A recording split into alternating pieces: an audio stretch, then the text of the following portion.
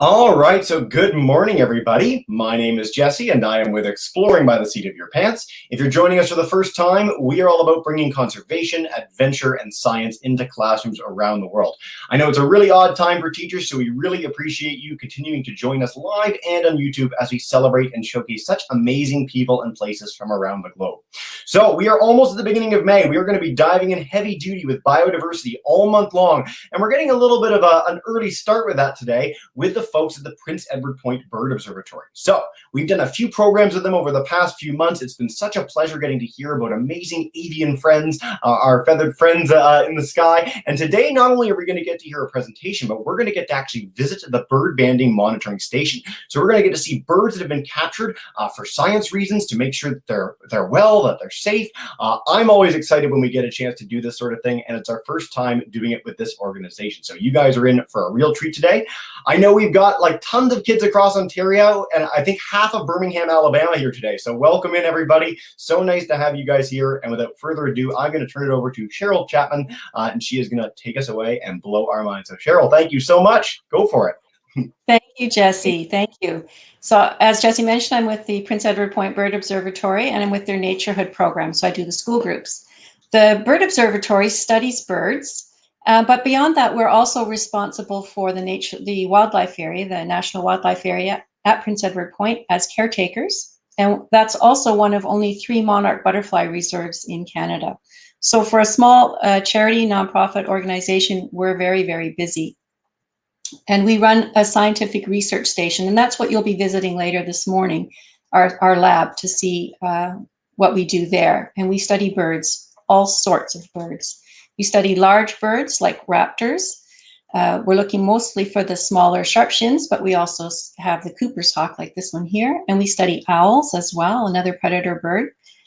We study the mid-sized birds, and those would be the passerines like this red-winged blackbird, perching birds. And perching birds, the passerine order is the largest order of birds. They have the most number of birds. So we also study small birds, lots and lots of perching small birds, as you can see just by the variety here, and even tinier bird. We also occasionally band the little tiny hummingbirds. So what do all of these birds have in common, the birds that we study? All of these birds migrate. That means they move from one area to another, and one habitat to another according to seasons. So we're going to do a little bit of background on migration quickly to put it in perspective for you. So I've got a map here of North America and South America, and you can see this red star up here is Ontario, and down here is Alabama. Welcome, Alabama. And this little red dot here is the Prince Edward Point Bird Observatory. What we see in Canada is this green area is the boreal forest. This is where many of the birds would like to raise their families. There's lots of shelter, lots of food. It's an ideal place, and it's up here in Canada. But in the winter, Canada is not so hospitable for birds. There's not so much food. So the birds have to move to warmer climates, so down to Alabama and further south, finding food and places to live for the winter months. Right now, it's springtime. They're coming back to Canada for breeding purposes. So when they fly south, they come down from the boreal forest, they come to Lake Ontario here, and they hit the shoreline, they fly along the shoreline, they come to this South Shore area of Prince Edward County, and again, there's the Bird Observatory right on the very tip. There's not many people out here, there's lots of resources. The birds rest here, it's a staging area. They rest and feed, and then they use these islands to hop across the lake, so they don't have to make that big trek across the lake, which can be dangerous. In the springtime, it's the same thing. They come up, they hop across the islands, they rest here on the South Shore, feeding and getting ready to finish their journey further north to the boreal forest. So that means there's lots of migratory bird traffic through Prince Edward Point. And as I said, they're going south for north in the springtime, this time of year, looking for territory, space. And in this fall, they're going to look south for food. So PetBall monitors migratory birds. We're studying the birds that move through our area as they move through. All year round, we count birds. So here you see us doing a winter bird count of waterfowl birds on the water. And we've recorded over 300 different species. And we band birds, and we've banded over 120 species and collected data on these birds. And that data goes into big national, international databases like the Canadian Migratory Monitoring Network and also the United States Global Survey Network as well. And then scientists can draw on our information and other agencies and use that information in their research. So what is banding? What does that mean when we say we band birds? Well, at Prince Edward Point, we put leg bands on birds. Now, we don't put bird bands on gulls. They're not a bird that we study, but this bird has some nice bands to show as an example. Each band has a number which identifies the bird. So every bird becomes an individual when it has a band on it. And those numbers help scientists know where the birds are going and how they're living. So as an example, a gull this winter was spotted in Cleveland, Ohio by an amateur bird watcher, a citizen scientist. He recorded the number and he sent it to the United States Global Survey. And the folks there were able to identify the gull. The gull hatched and was banded in Toronto in 1992 and was seen in Cleveland this winter and was seen there the winter before as well. So that tells scientists that this gull can live for 28 years and where the gull's been traveling. So that just shows you how banding works in terms of retrieving data and understanding what birds do. So to put a band on a bird, we need to capture that bird. And we capture the birds at our facility in mist nets. So first thing in the morning, the nets go up and you can see the nets going up here. And if they're very fine mist nets, the idea is the birds won't see them, that they'll fly through the forest, fly into the net, and be captured there. So that's how we capture the birds. We put the nets up in different areas, different habitats. So we have a forest habitat. We also have scrubland, and you can see out here that there's an open meadow. So we'll get different birds in these different habitats. We also have an evergreen forest, the cedar forest with a wetland at the end. Again, we're going to get different birds in this habitat from the forest habitat. And our hope is that the birds, as I said, fly into the net, and you can see these little pockets that the bird will fall into. So they sort of do a somersault into the net, and then they rest there until we can take them out. And we try and take them out, check the nets every 20 minutes or so.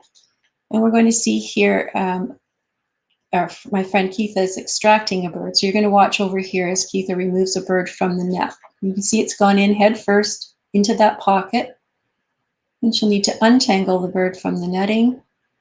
And there we have a Swainson's thrush in the hand. Now we can't carry them back to the laboratory in our hands, so they go into cotton bags, like a pillowcase, and they can breathe in there. Air can pass through the fabric. It's not plastic.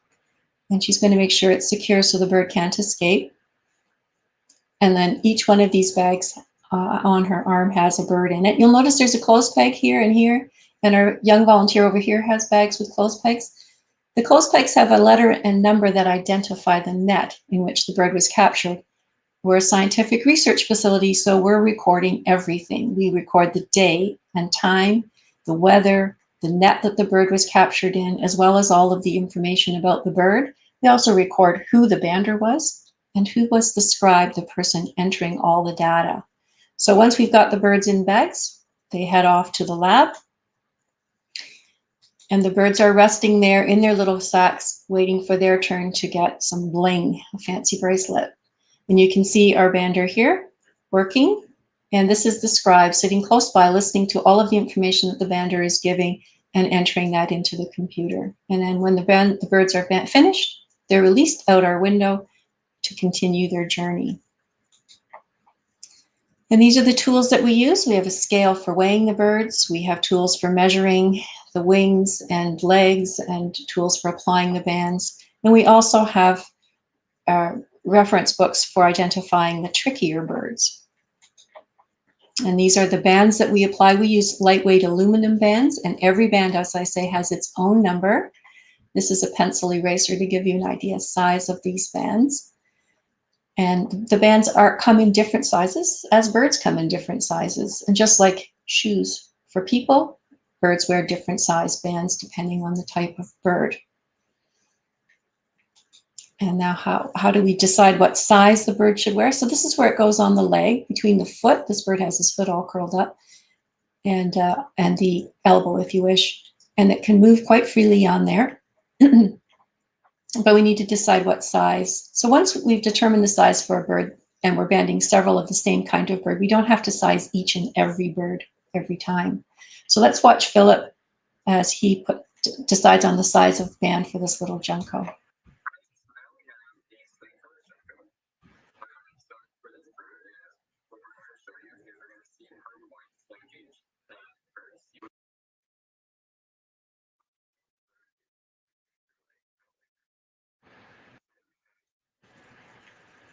Oh, I'm sorry.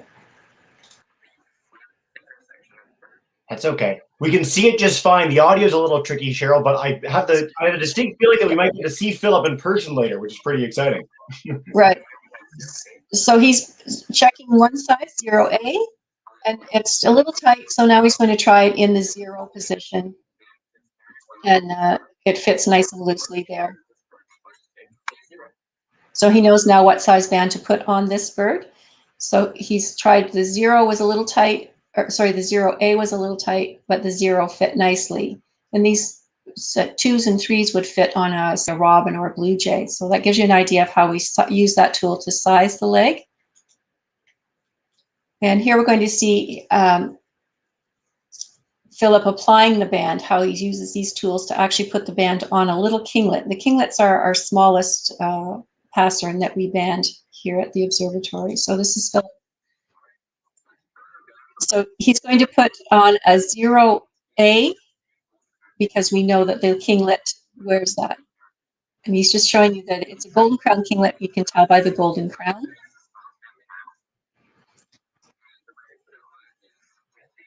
So he's putting the band on a peg on the pliers, and that will open up the band. And you can see it's open there. Once it's open, he's going to put it in the pliers, in the hole in the pliers, in a hole like this, to hold the band. And then he holds the leg still. He puts the band around the leg, and then gently closes the band, but he's not crushing the leg in any way because the pliers have that tooth opening in them. And that's how easily the bands go on the little birds. So these openings allow us to hold the band and close the band without harming the leg in any way. And the bands are like wearing a wristwatch. They add no weight to the bird. And we're going to watch as Philip now walks through collecting the data from the birds.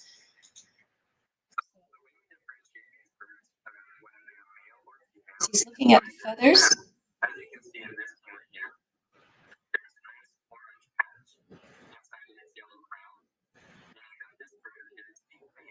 So he's looking at the feathers on the head. There's a yellow crown kinglet, and the yellow crown has an orange patch if it's male. So he's determining the gender of the bird by looking at the feathers.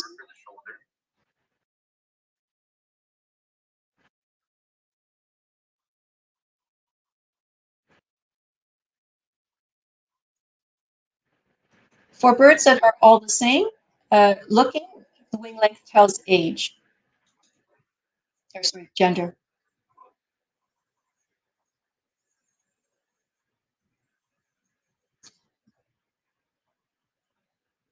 So he's looking for fat under the skin.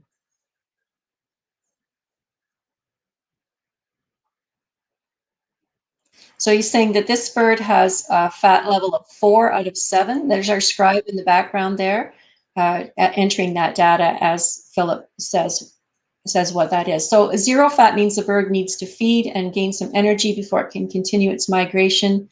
So this little kinglet has a fat count of 4, and that means he has room to eat a bit more before he heads out on the rest of his journey.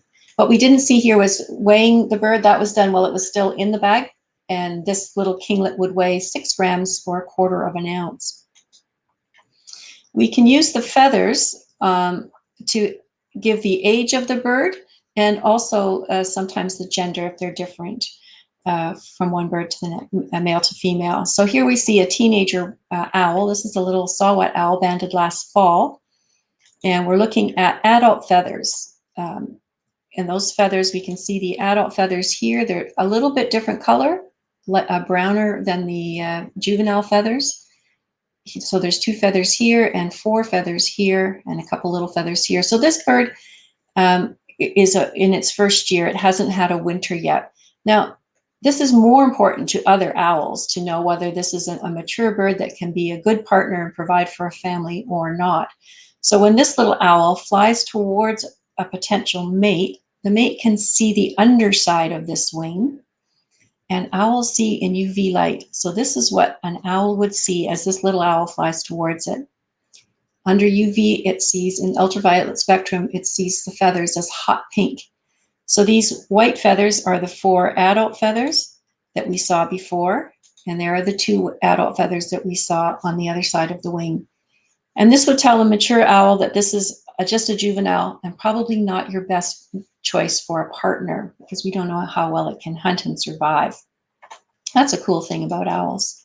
So let's watch a banding process start to finish, and we'll see how a bird is banded. So there's the scale. We're going to weigh the bird and take away the weight of the basket and the bag. So I'll do that math for you.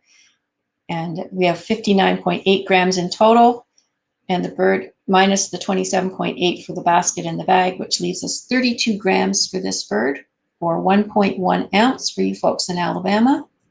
So this Swanson's thrush weighs the same as one of those Easter cream eggs. And Swainson thrushes are look the same, boys and girls, so we'll have to measure the wing to determine if it's a boy or girl. So you're going to see Keitha here putting the band on a peg, and she's opening up that band. Now she's holding it in the pliers, and she'll put it around the bird's leg and close the band around the leg.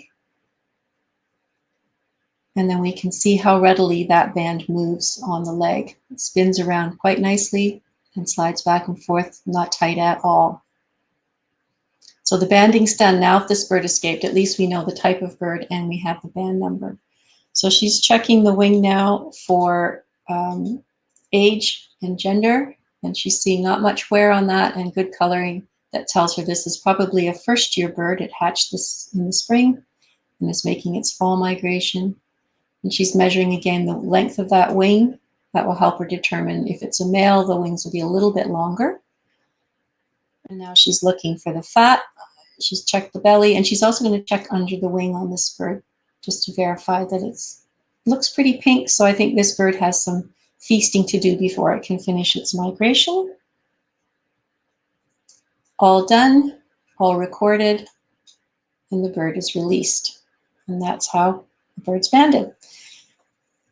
And that's what we do for 6 hours every day in our banding season. So that's mid-April to the end of May in the spring, and mid-August to the end of October in the fall. And after 6 hours, we close up the nets. So we're seeing Keitha furling up the nets. She's going to roll them all up so that there's nothing for birds or animals to catch on for the afternoon and evening, and then the nets will go up again the next morning. On an average day, we band between 100 and 150 birds. And in a year, we can band between 12,000 and 15,000 birds, give or take a few birds. And in the fall, we also band owls. The little saw-whet owls are the target owls, but we also band the occasional large owl that comes into the nets, like this barred owl or a great horned owl. And on a good night, we can band between 60 and 70 of these little saw-whet owls. And in the season, we might band 20 or so of the larger owls, like this barred owl here. You can see the big band on that big heavy leg. They're a strong bird. So the data that we collect about the birds, the migratory birds that we study, helps researchers make plans for conservation efforts. They tell us what's changing in the world, and then we can make decisions about how we're going to help protect our planet that we share here with all the birds. So they're telling us what's going on. And can you help? Absolutely. You can help by becoming a bird watcher and learning more about birds. You can keep your cat indoors. Cats are the #1 cause of death for birds. You can put decals or markers on the outside of your windows to help prevent bird strikes and make your bird spaces friendly for birds. Your neighborhood, if you've got a yard, that's even easier. Making sure there's fresh water and food for birds, clean up any litter or things that could hurt a bird. Join the local conservation group and put some energy into protecting your environment. But first and foremost, be kind. Be kind to living things. So thank you. That's my presentation. Fantastic. Birds, and we'll turn it over to Jesse and Philip for questions. Fantastic, Cheryl. That was awesome. Thank you so much. And the feedback on YouTube has been tremendous.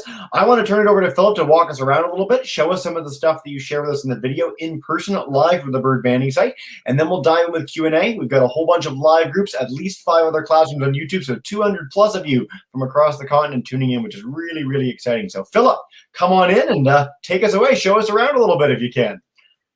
All right. So I'm just going to walk you around. It will be blurry for a little bit. So we have a couple birds hanging right now on our rack. As you can see, they are moving quite a bit, which is pretty, just because they're antsy and waiting. The bands do not fall off. That's part of why we actually leg gauge them, so that we make sure that the band is the right side, and it's also going to be able to be used to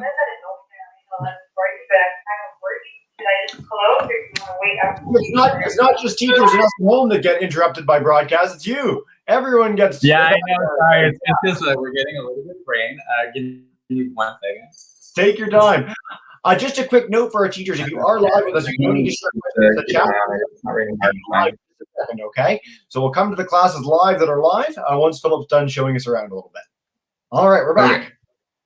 So yeah, so we have our birds hanging here, and as Cheryl was demonstrating, this is our weighing scale here, right there, and then we have all of our band sizes here. Our leg gauge is there, and we have our wing rulers that are here, my radio to contact, and then all of our data is actually entered on a computer, since we've gone paperless, just to save the trees and do some quicker data entry. Right. So that's pretty much our whole banding lab. I could probably band a bird for you guys. We love that. And show you what we do. So the first thing I do is I have my bird, and I have a peg here that tells me what net it came from. So net 12. And what I'm going to do is I'm going to put it in the weighing scale here. I'm going to 0 the scale so I can get the negative weight of this bird, which will in turn be the actual weight of the bird. So what I do to take the bird out is I find where the bird is here, make a loose cage around the bag, not holding the bird, so I can reach in with my other hand and grab the bird.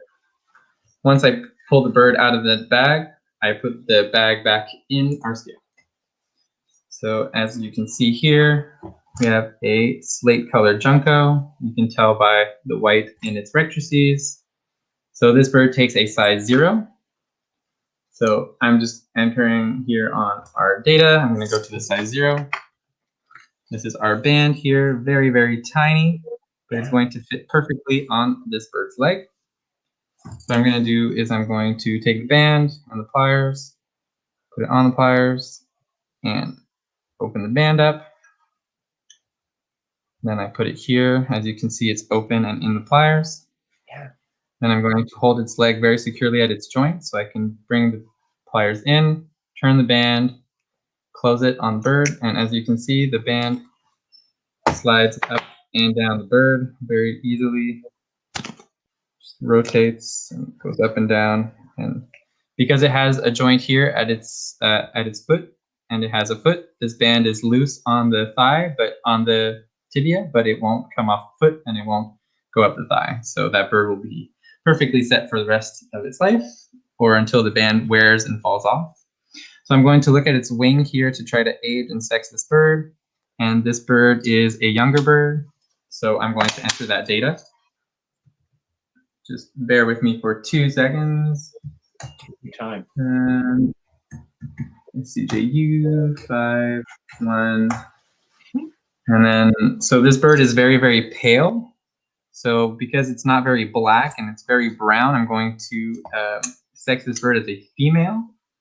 And in combination with its wing chord, which I just measured, it's a very short wing, so that's also indicative of a female.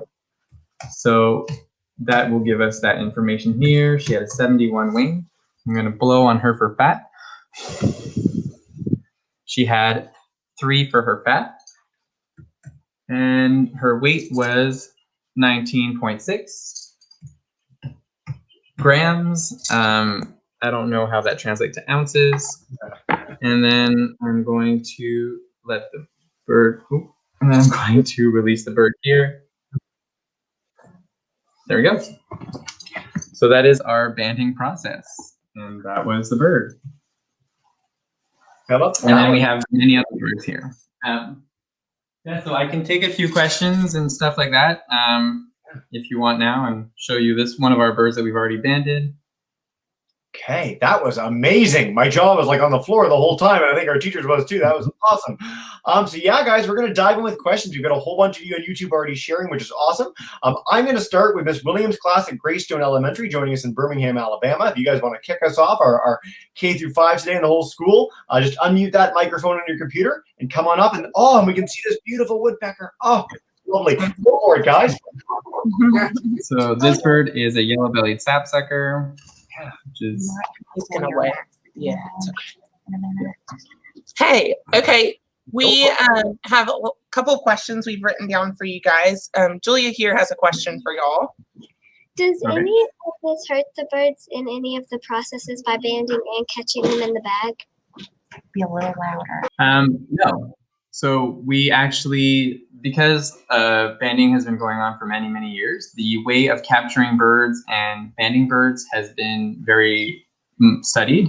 So therefore, all of the netting practices are very safe. So none of the birds that we've extracted have been injuries.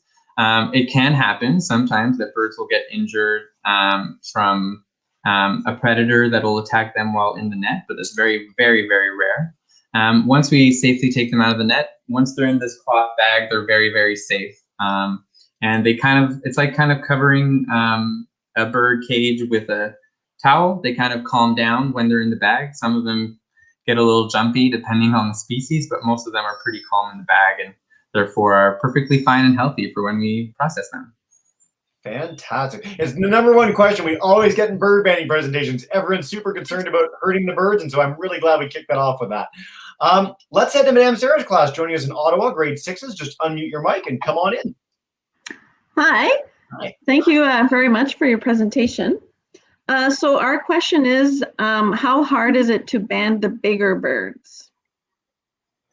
So that's an actually really interesting question. I can probably, I know we had bigger bird. Okay.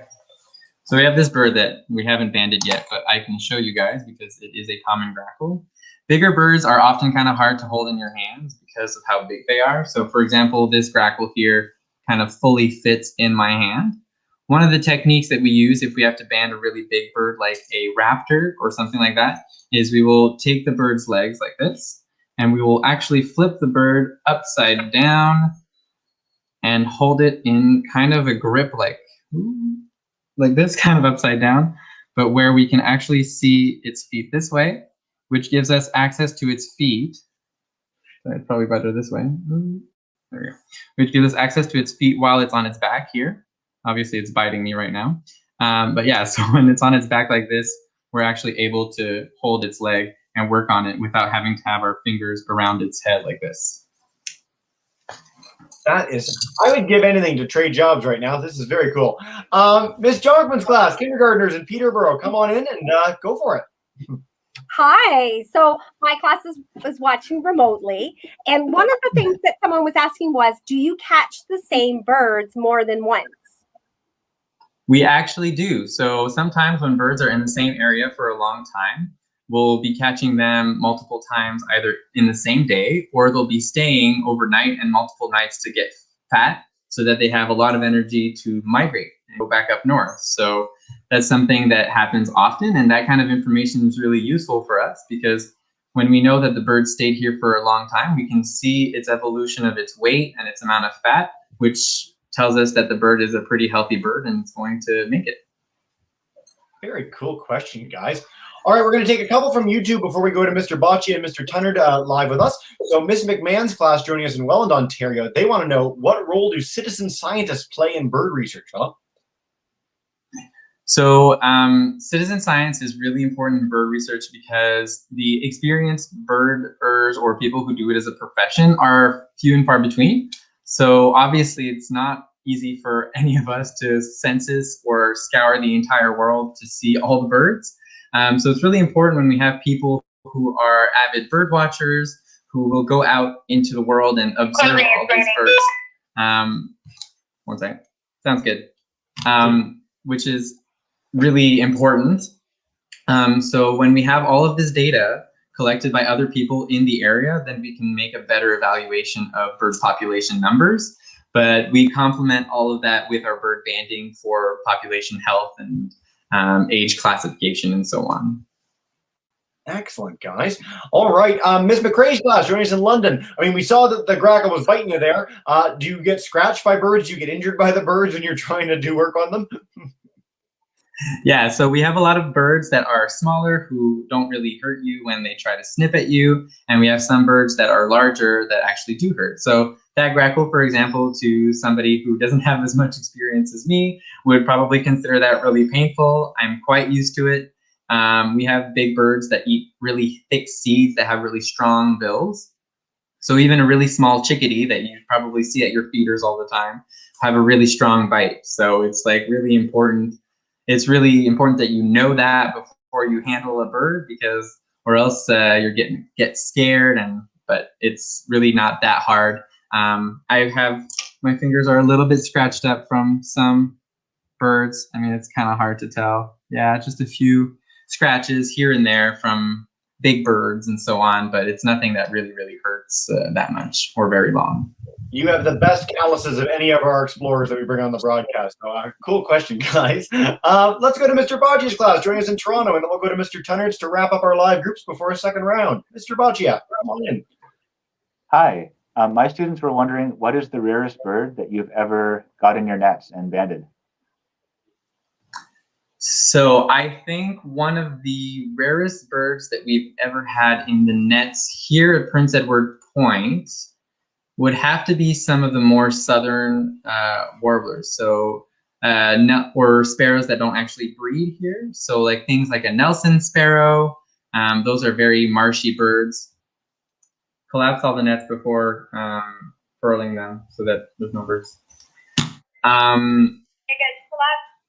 Yeah, sorry.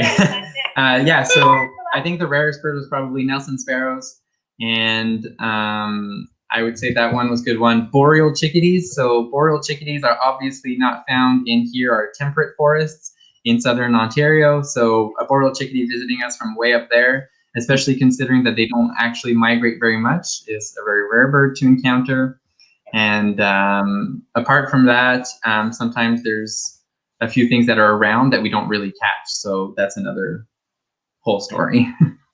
I always love the rarity question. By the way, we so appreciate you literally taking time out of a day doing science to chat with us. This is so cool. Let's go to Mr. Tunnard's class, grade 8s in Port Perry. Come on in, guys. Hi. Hi. I guess my question is, looking at your data over time, how have things changed in terms of what patterns and things you're noticing with birds? Is there specific areas that have been improving or kind of going downhill? So something that we've observed recently is probably something that's related to climate change, is that a lot of bird species are either migrating earlier or later, depending on the molt cycle, on their breeding average migration range. So something like an American redstart, which we'll get here about mid-May, will breed here and leave extremely early because it now has to, because its populations did well, but they're leaving earlier and earlier. We don't really know why. But something also we've noticed is that migration is going later and later. So sparrows such as white-throated sparrows and fox sparrows and so on hang around much longer than they used to. And that's probably because we're having a lot more temperate weather that's more favorable for them to hang around before actually migrating south for the winter. In terms of population, okay, if there's a jungle, try taking that out. If they are kingless, leave them there. I'm coming. If there are, I've got a sparrow, a jungle, and then another sparrow. They're all coming for you, Philip. All the birds. Yeah. No, I totally lied to you. There's 2 hermits in the jungle. Okay. I can share if you like. If they're going to be chatting for a minute, I can always share a few details if you'd like for a minute. Or no, it's okay. Yeah, so wait, where was I? Oh, yeah. So in terms of population numbers, some species populations have been actually increasing while others have been decreasing. The ones that are decreasing are the ones that typically have more specific requirements in terms of habitat range. So because a lot of areas where birds are breeding or overwintering are getting smaller and smaller, especially in Central America, or even the ones that overwinter in the southern United States, a lot of development of properties has been making that territory smaller and smaller. So because birds are competing for that space, their populations get lower. Those who are more generalist and more shrub habitat preferred, we get a lot of shrub habitat when we do developments. So those birds have been doing okay and maintaining their population numbers, but that's about what's been going on with them. Yeah. If any of our classes want to follow up on bird populations, we have had on the broadcast before Adam Smith, who's one of the key statisticians for highlighting bird biodiversity around North America and the loss of birds. So if you head to our YouTube channel, Adam Smith did a whole thing on the bird species that are increasing in population, lowering in population, why, some of the conservation things that you guys can do to help protect them. So a very cool follow-up today. All right, I'm going to take one more question from YouTube, and then we're going to do another round with our live classes because Philip is just whipping through these questions on a Q&A Pro. Mr. Shattuck's class joining us in Chalk River, Ontario, one of our most popular classes. They want to know, do birds' legs not grow that much during their life? So can the bands last for their whole life, or do they ever get stuck on these birds as they get older? Yeah, so bird legs actually don't grow throughout their whole life. Something that people will say when they see a small bird is, oh my God, it's a baby bird. But birds, when they come out of the nest, are in fully grown shape. The only thing that really changes in terms of size is probably their fresher, newer feathers. Because older birds have more time to build those feathers and grow them out.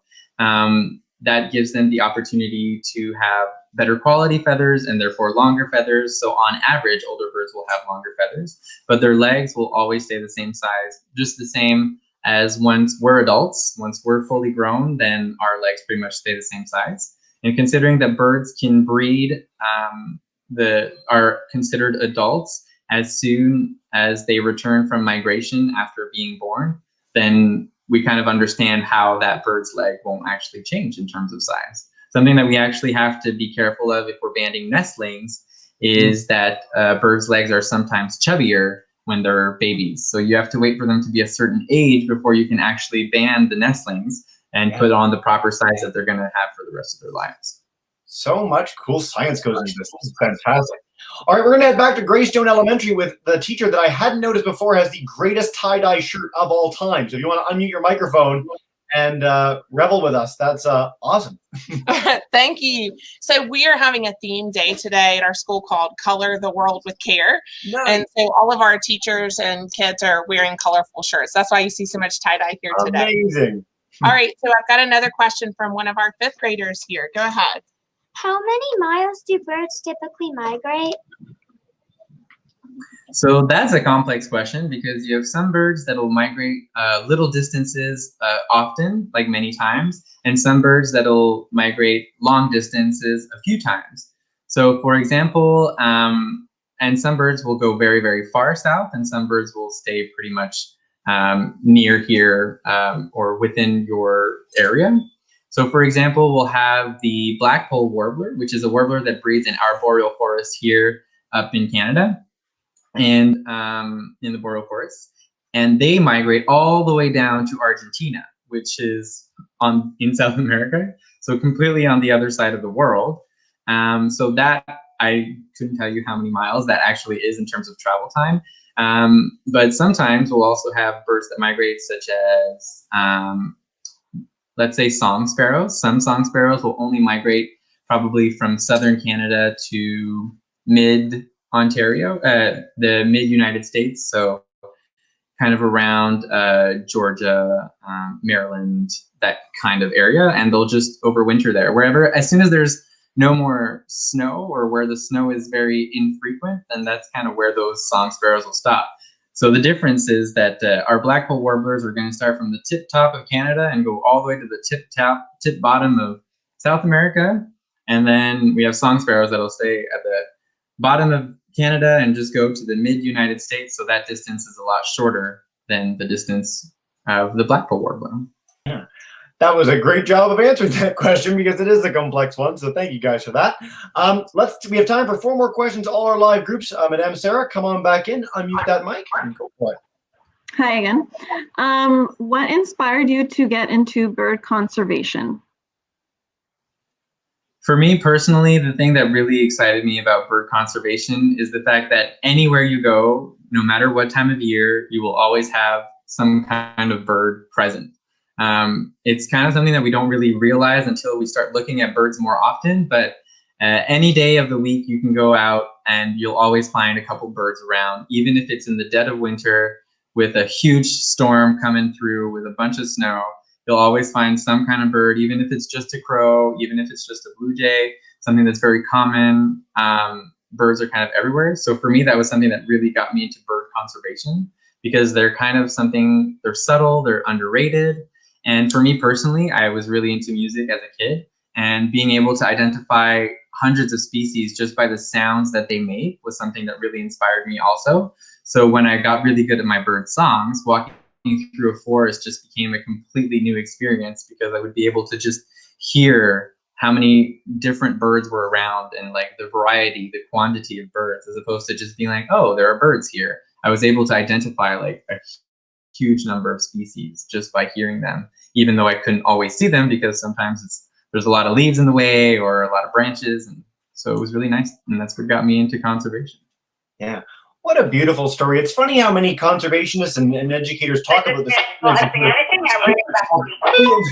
a second, talk about this idea of sort of seeing the trees for the forest, or finding the individuals for the collective, sort of getting this sense of the diversity out there by actually paying attention, looking and listening. It's something that we're really trying to foster with our Backyard Bio initiative. I think a lot of our teachers might know this already, but we're getting kids out around the globe to go explore the natural world near them, sharing what they find, and connecting classes with one another around the world. So if you want to be like Phillip and learn about those bird species near you, or learn about whatever interests you, fungi, trees, whatever, we really encourage you to check that out, because it's going to be a really fun month of May.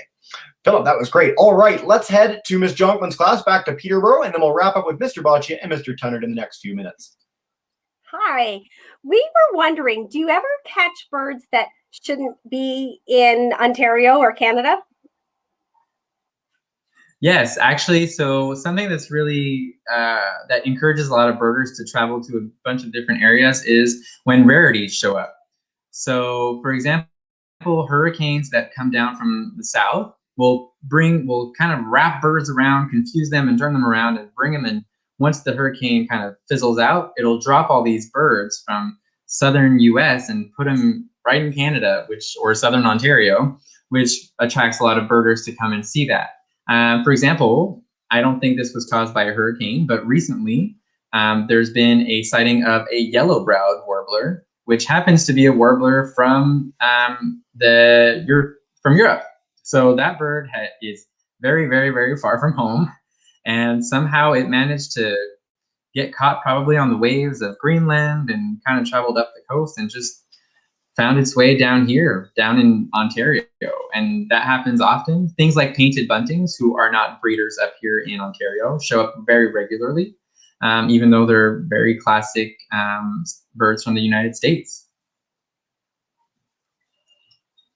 Sorry. There we go. Awesome. I love these sort of things. Like this idea that we have these like animals that are blown across oceans that end up here is just such a magical thing. I love this with biodiversity. We were talking the other day on a program about animals being on rafts of vegetation, crossing across oceans and landing on islands. So birds, of course, have the flight aspect to it, but it's so neat to get to hear this sort of thing. Mr. Boccia, come on in. and then we'll wrap up in a minute. Hi, a bit of a sad question, but do you ever ban birds that have been injured and you don't think might make it?